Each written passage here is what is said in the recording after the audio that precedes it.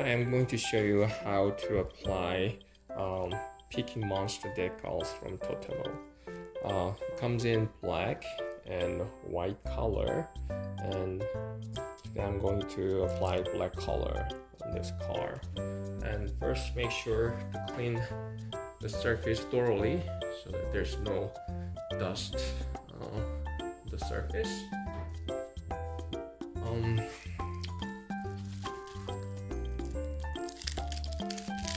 The instruction, the back, and the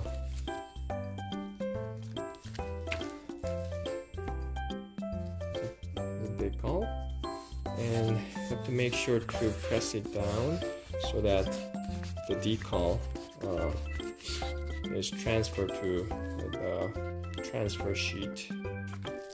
The decal will be on the transfer sheet when you peel like this. Then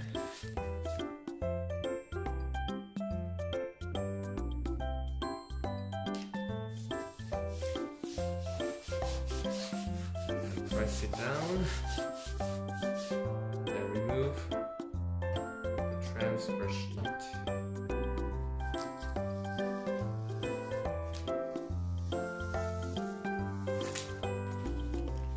It's done.